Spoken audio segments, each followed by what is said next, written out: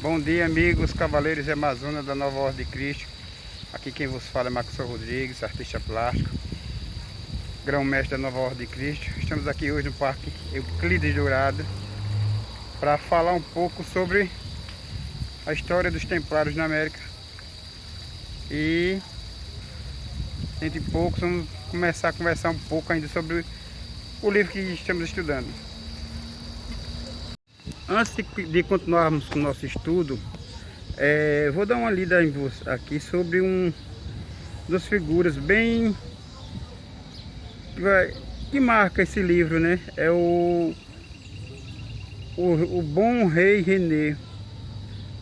René foi um anjo, sobrinho neto do Duque de Berry, que quase certamente contribuiu com a maior quantidade de material para as atividades do príncipe Henry St. Clair no Novo Mundo. Assim que o Henry St. Clair veio para cá em 1398, na sua esquadra veio o bom rei René, né? Junto com ele. Nascido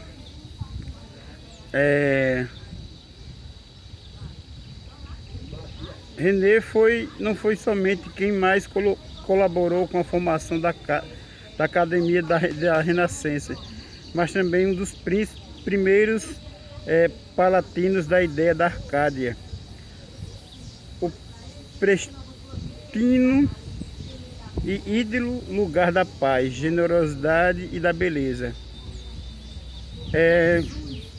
Duque, rei titular, artista e poeta, René, conhecido como o Bom Rei, era inteligente, atraente, sensível, tolerante e fatalista, e via a si mesmo como um cavaleiro fidalgo da tradição do grau e dos romances arturianos. Seu pai era Luís II, duque de Anjou e da Provença. Sua mãe, Yolanda de Aragão. Sua primeira esposa, Isabel, era filha de 10 anos de idade de Carlos II, da Lorena e de Margarina de Bavária. Aí vamos voltar um pouquinho para falar sobre porque muitos dos trabalhos desse rei René, está na Arcádia, né? Então, uma das miniaturas importantes encontradas em 3 Bilhas introduz o Salmo 44, conhecido como o casamento místico de Cristo com a igreja. Ouve, filha, vê, inclina teu ouvido. Esquece o teu povo e a casa do teu pai. Tua beleza se encantará o rei. Só encantará o rei. Toda formosura. Entra a filha do rei com vestes bordadas de ouro, a mais fascinante na iluminatura que acompanha esse texto é que ela representa Cristo segurando um livro vermelho. Peraí, pessoal, tem umas formiguinhas aqui que não estão me colaborando. Segurando um livro vermelho e inclinando-se de modo bastante íntimo para uma mulher que está grávida. Exatamente, essa mulher representa a Virgem Maria e é através dela a igreja. Mas Cristo é representado aqui como um homem adulto. Como Maria ainda pode estar grávida? Algumas figuras piedosas, ralas, brilhando sobre um fâmulo delicadamente quadriculado, participam do casamento espiritual, mas ao mesmo tempo parece estar participando de algum tipo de mexerico, como se sussurrando segredos sobre o que está acontecendo. O 3 Bella Hazard representa essencialmente os 3 meses do ano, os 12 meses do ano e as atividades externas relacionadas com a casa dele, com cada um deles. Uma das iluminuras simbólicas mais interessantes faz parte do mês de maio, tradicionalmente o dia 1º de maio, uma festa pagã que celebra estimulava a fertilidade e assinalava o início da estação do crescimento. Oferecia o cenário para este mês. Esse quadro específico mostra o aspecto mais cortesão da festa, representando 3 mulheres da realeza diferentes, mas relacionadas, cavalgando seus cavalos, montadas em seus cavalos robustos. Elas aparecem como o símbolo da virgindade e da procriação da corte real, cada uma adornada de verde, a cor da fertilidade, e com coroas de louro e outras folhagens, sendo essa imagem criada na mesma época da viagem de Sinterklaas. Poderiam as 3 damas simbolizar as irmãs da linhagem sagrada que viajaram para o Novo Mundo com o príncipe Sinterklaas. A cor vermelha remete à Ordem de São Lázaro. Também era usada em outros estudos, veremos lá na frente que a cor vermelha era das nazarenas, né? A Maria Madalena, Maria Mãe de Cristo, todas elas faziam parte das nazarenas. Era um movimento de mulheres que eram rainhas e estudavam o sagrado, que para os judeus era altamente, inclusive para João Batista, era altamente uma afronta, né? Então, vamos voltar à nossa página de estudo anterior. O que foi os pobres cavaleiros do tempo de Salomão? O que os pobres cavaleiros do tempo de Salomão realmente descobriram? O que pode ter levado a igreja a perseguir e tentar erradicar um grupo e suas crenças 2 séculos depois de sancionar tudo o que esse grupo representava? Tratava-se de um tesouro no sentido tradicional ou de alguma coisa muito mais profunda e perene? Com o estímulo de Bernardo de Claraval, inicialmente a igreja do século XII e século XIII favoreceu muito os templários, possibilitando-lhe usufruir de um crescimento e prosperidade sem precedentes, mas recuou no início do século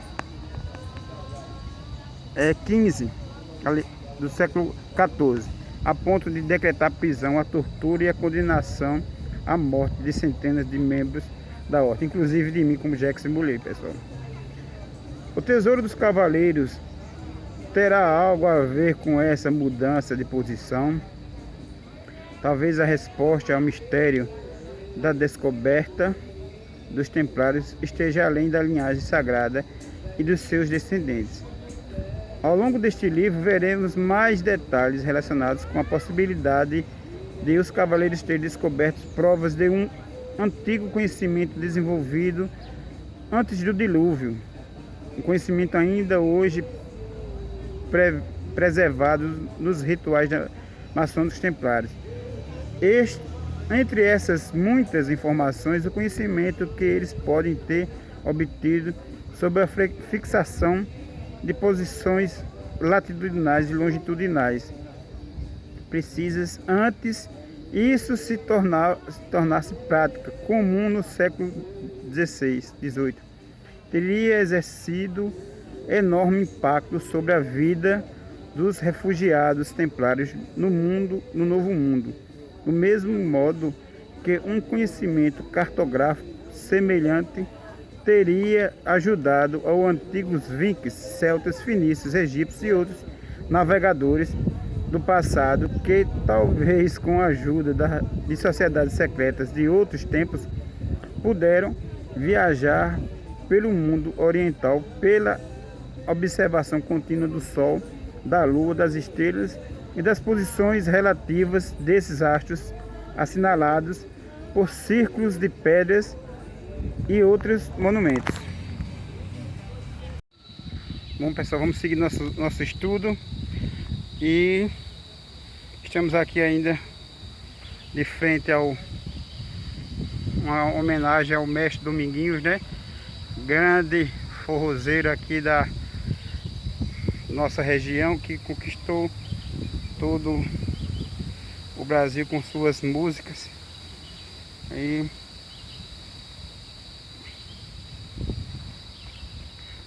seus restos mortais estão enterrados aqui em Garanhuns. Bom, pessoal, continuando nosso vídeo, ao longo, deixa eu colocar esse negócio aqui, peraí.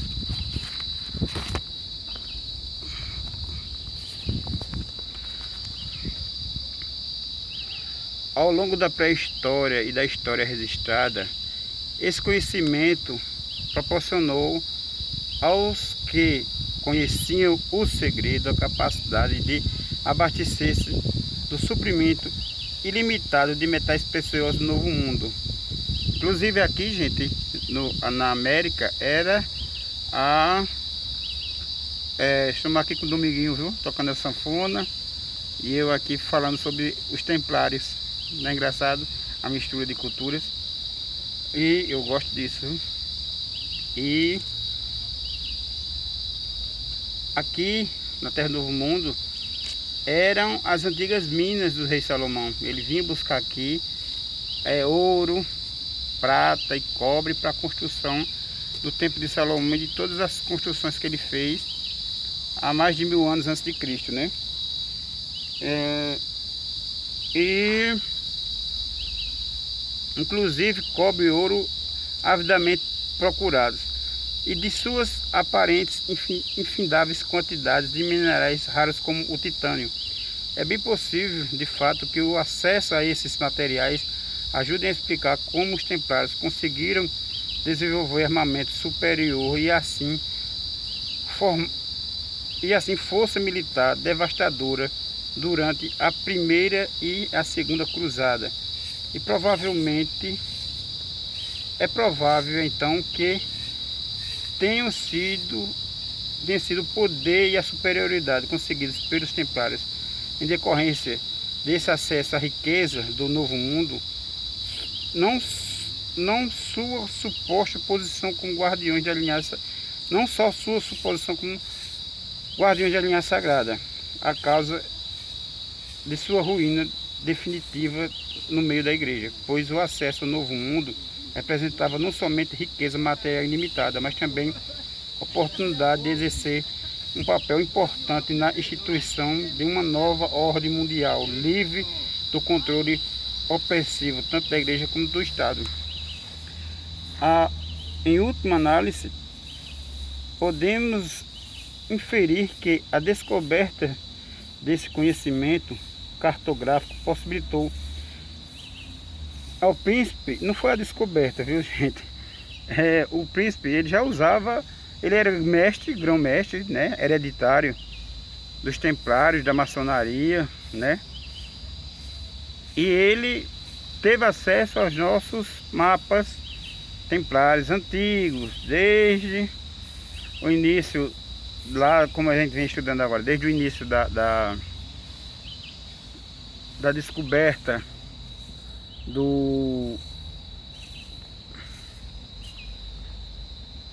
desde a descoberta do Templo de Salomão, que nós, templários, usamos esses mapas para vir para cá, para América do Sul, América do Norte, e assim esses conhecimentos era a causa maior, era o que mais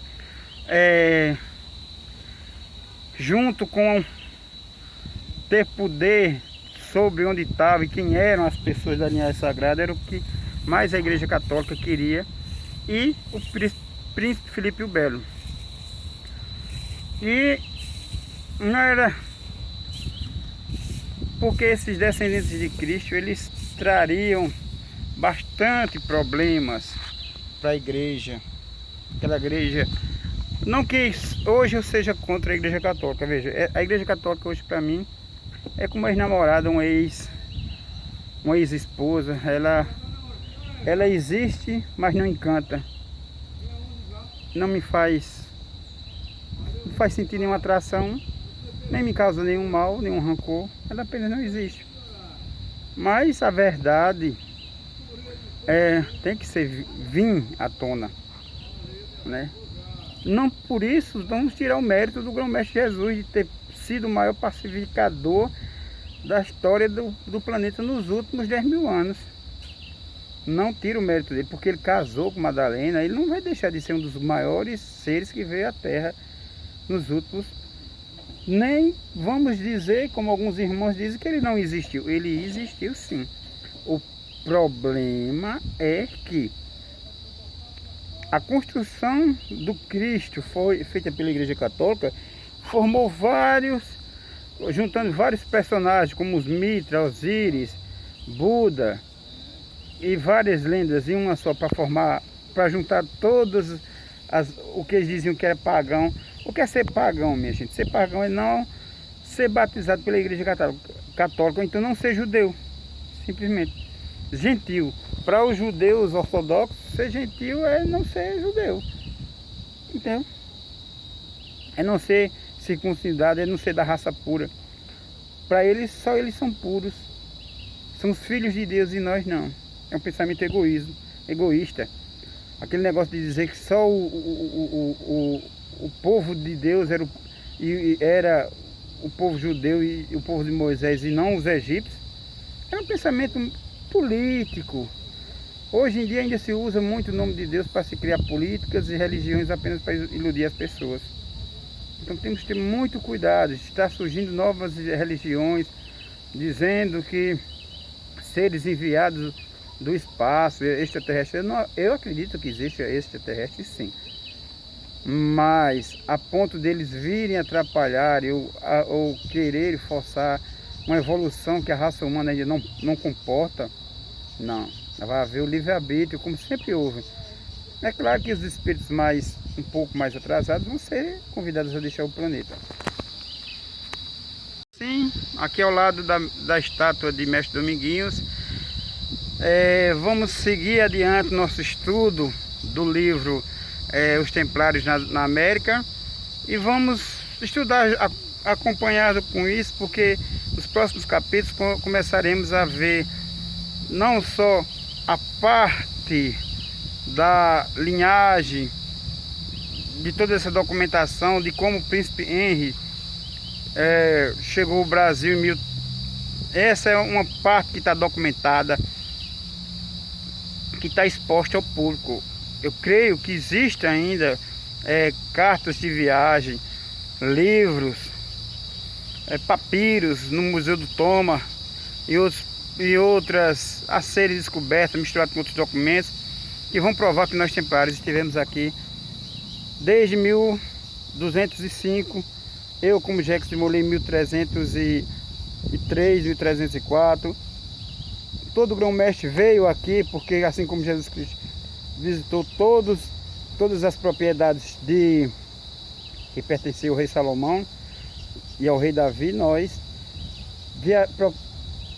viajamos todas essas propriedades também como grão-mestres e descendentes da linhagem sagrada naquela época, né? Hoje não, hoje eu sou um homem comum, hoje um homem simples, né? Sou um artista plástico, estudo, né? Busco conhecimento, pinto meus quadros, estou montando a Nova Ordem de Cristo, que é uma instituição que desde já sempre venho falando, não tem vínculos com... Não teremos dízimos, não teremos